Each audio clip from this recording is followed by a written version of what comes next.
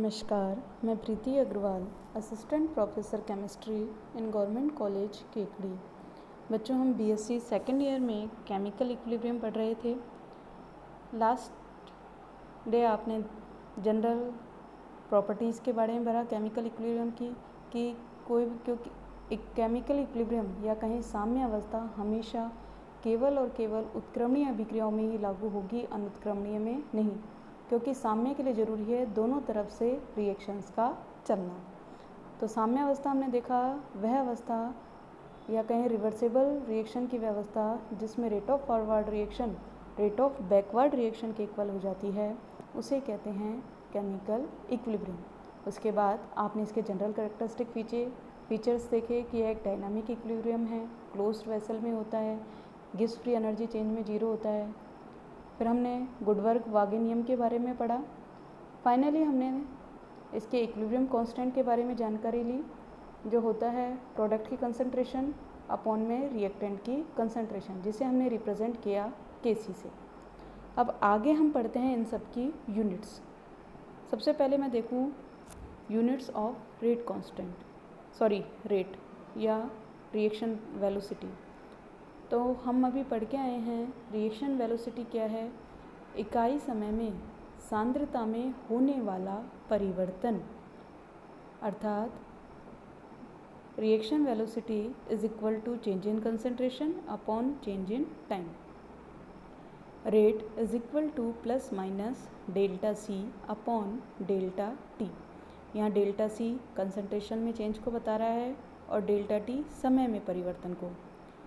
यहाँ आगे आप यहाँ देख रहे हैं प्लस और माइनस साइन लगा हुआ है, तो प्लस साइन से मतलब है प्रोडक्ट की कंसंट्रेशन, क्योंकि हमने पढ़ा है लास्ट टॉपिक में, उसमें था कि प्रोडक्ट की कंसंट्रेशन समय के साथ बढ़ती है। तो अगर आप प्रोडक्ट की कंसंट्रेशन ले रहे हैं रिएक्शन वेलोसिटी निकालने में, तो उसके लिए लिखेंगे प्लस, क्योंकि रिएक्टेंट की कंसंट्रेशन समय के साथ कम होती जाती है, इसलिए उसके लिए लिखते हैं माइनस। तो हम लिख सकते हैं प्रोडक्ट के रेस्पेक्ट में यदि आप रिएक्शन वेलोसिटी निकाल रहे हो तो प्लस डेल्टा सी अपॉन में डेल्टा टी, और रिएक्टेंट के संदर्भ में अगर आप निकालते हो तो आप लिख सकते हो minus delta C upon delta T. हमने कहा सांद्रता बटे समय। अब हम इसकी यूनिट निकाल रहे हैं, तो सांद्रता की इकाई आप लोगों को पता है होती है मोल प्रति लीटर, और समय की इकाई है, समय सेकंड में भी हो सकता है, मिनट में भी हो सकता है, घंटे में भी हो सकता है। तो मैं केवल समय लिख रही हूँ। तो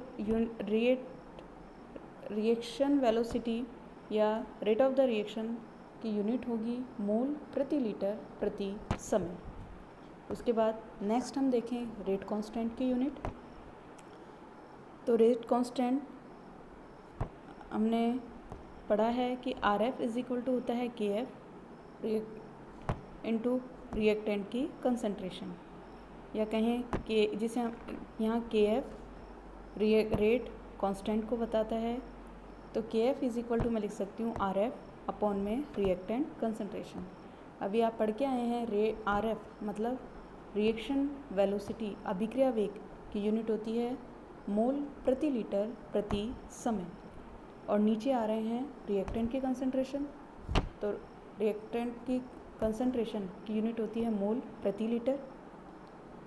तो फाइनली मैं के एफ इज इक्वल टू लिख सकती हूँ मोल लीटर इनवर्स 1 माइनस ब्रैकेट में N1 प्लस N2।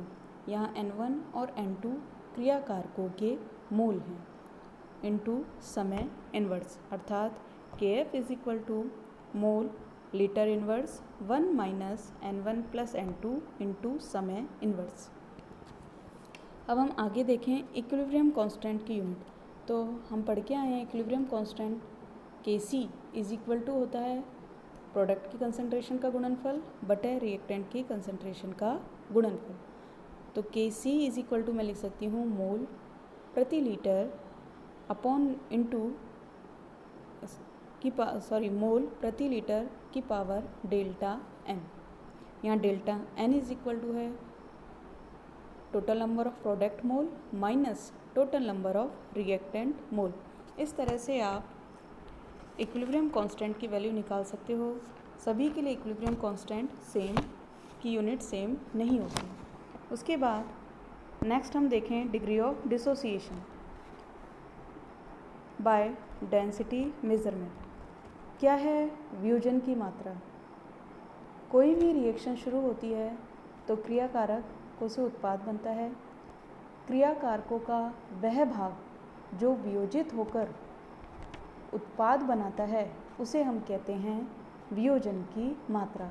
कि कुल क्रियाकारकों का कितना भाग वियोजित हो रहा है वो है डिग्री ऑफ डिसोसिएशन। तो हम इसको डेंसिटी मेजरमेंट के फॉर्म में देखें तो शुरुआत में हम देखते हैं केमिकल रिएक्शन है ए, जिसके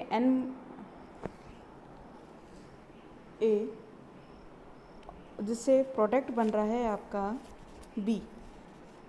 तो मैंने लिखा ए गिव्स एन बी। प्रारंभ में ए के 1 मोल वाष्प का आयतन होता है V। तो हम कह सकते हैं इसका वाष्प घनत्व जिसे हम रिप्रेजेंट कर रहे हैं कैपिटल D से वो इन्वर्सली प्रोपोर्शनल टू होगा वॉल्यूम के। इसको हमने नाम दिया इक्वेशन 1। अब यदि साम्य पर ए के वियोजन की मात्रा यदि अल्फ़ा है तो मैं लिख सकती हूँ प्रारंभ में यदि मैं ए के 1 मोल ले रही हूँ तो साम्य पर ए की बची हुई मात्रा है 1 माइनस अल्फ़ा और बी की मात्रा होगी n अल्फ़ा। तो साम्य पर कुल मोल हमारे होंगे 1 minus alpha plus n alpha और कुल आयतन होगा 1 minus alpha plus n alpha into B.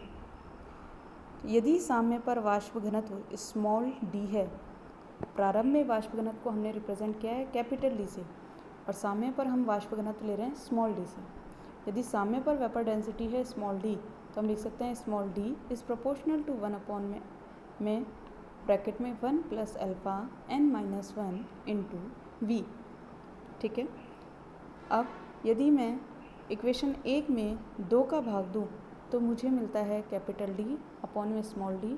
यहाँ कैपिटल D प्रारंभ में वाष्प घनत्व है, स्मॉल d साम्य पर वाष्प घनत्व है, वो इक्वल होगा 1 plus alpha into n minus 1। तो फाइनली हमें अल्फ़ा प्राप्त होगा d capital D minus small d upon में n माइनस 1 इंटू डी। यहाँ n क्या है? 1 मोल रिएक्टेंट से प्राप्त होने वाले प्रोडक्ट के मोलों की संख्या, ये ध्यान रखना क्या है। ठीक है। क्योंकि आप जानते हो वाष्प घनत्व अणुभार का आधा होता है, अर्थात capital D is equal to capital M upon में 2, small d is equal to M upon में 2। यहाँ कैपिटल M सैद्धांतिक अणुभार को बताता है, स्मॉल n प्रेक्षित अणुभार को बताता है। तो मैं इक्वेशन 3 को इस तरह से भी लिख सकती हूँ, alpha is equal to capital M minus small m upon में n minus 1 into small m।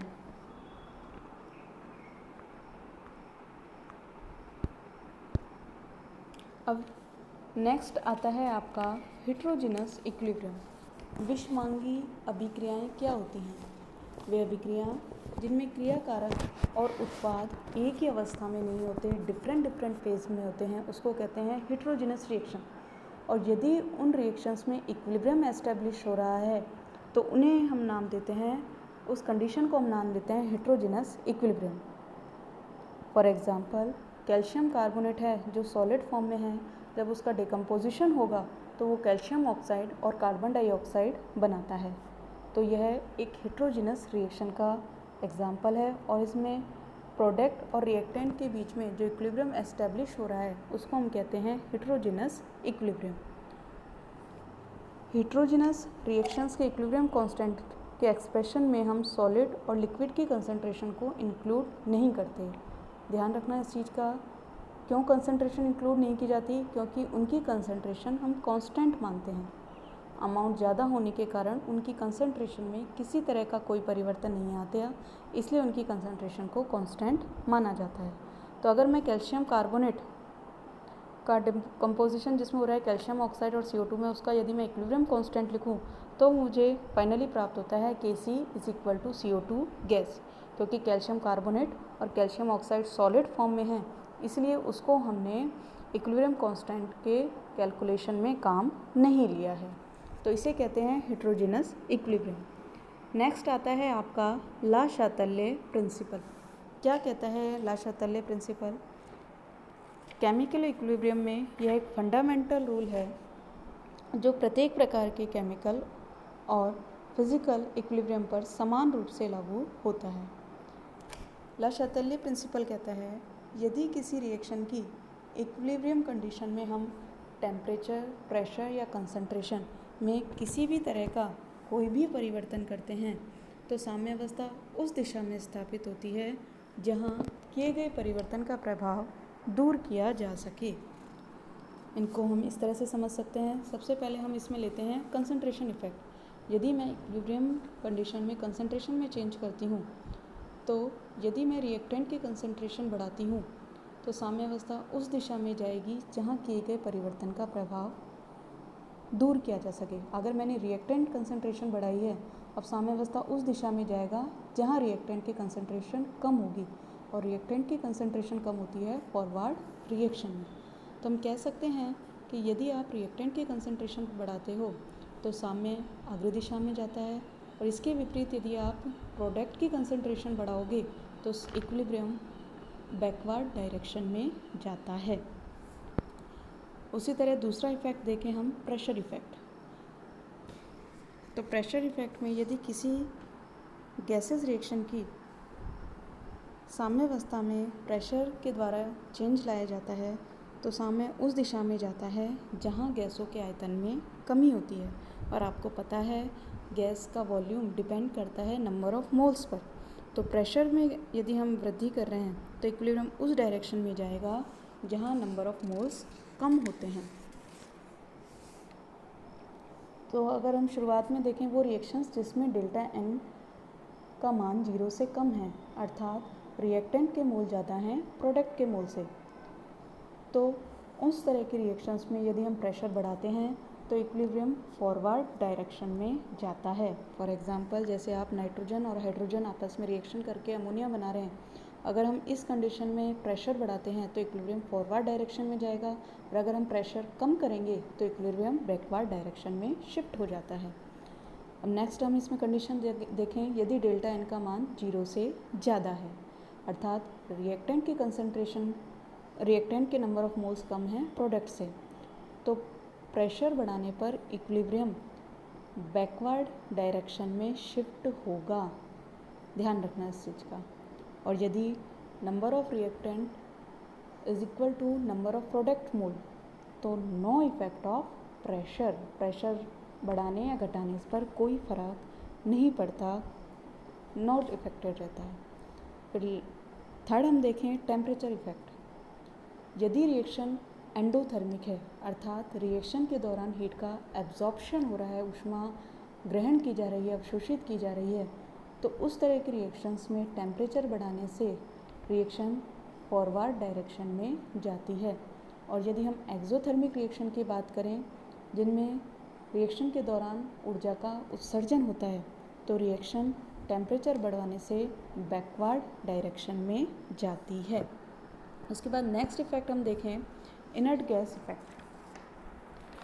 तो वो अभिक्रियाएं जिनमें डेल्टा एन का मान 0 है, अर्थात प्रोडक्ट और रिएक्टेंट के मोल सेम हैं, तो उस कंडीशन में साम्यावस्था पर इनर्ट गैस मिलाने पर कोई इफेक्ट नहीं पड़ता, क्योंकि केपी का मान टोटल प्रेशर पर डिपेंड नहीं करता, पार्शियल प्रेशर पर डिपेंड करता है।